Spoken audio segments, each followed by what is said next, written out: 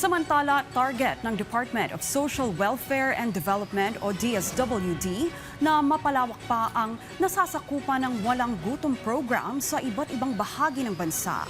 Layo nitong maabot at matulungan ang food poor areas upang pabalikin ang sustansya sa bawat isang Pilipino. Si Elijah Canlas sa sentro ng balita.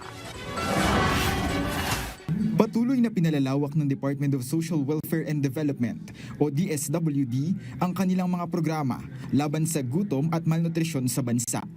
Ayon sa DSWD, mahigit 600,000 benepisyaryong pamilya ang aktibong natutulungan as of July 2026 para sa kanilang walang gutom program. May tinatawag ang kagawaran na Electronic Benefit Transfer o EBT cards na naglalaman ng 3,000 pisong food credits bawat buwan para sa mga piling pamilya. Sa pamamagitan ng listahan mula sa Community-Based Monitoring System o CBMS, dito natutukoy ng kagawaran ang mga karapat-dapat na residenteng pasok sa kategory ng food poor. Ayon kay Director Camille Antaguba, Deputy Program Manager ng Walang Gutom Program, layo ng kagawaran na hindi lang ibsan ang gutom ng mga Pilipino, kundi maghatid ng masustansyang pagkain para sa bawat isa. Sa mga gusto po natin sa programa na maimpluwensyahan, hindi lamang yung mabigyan sila ng pangtawid gutom, kung hindi pangtawid sa kagutuman, kung hindi ay sila din po ay masigurong nakakapili ng mas magandang klase ng pagkain.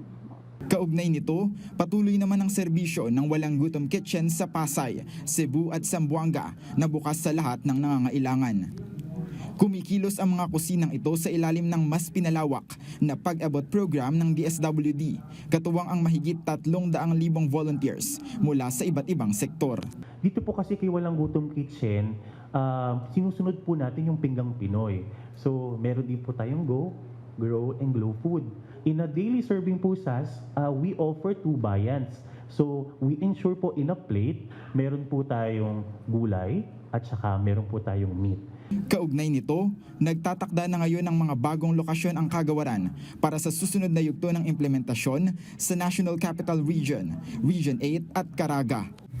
Ayon kay OIC Ramil Mapoy, target ng kagawarang maunang matulungan ang mga food poor areas sa bansa, kasunod ng pagpapalawak pa nito sa iba pang lugar.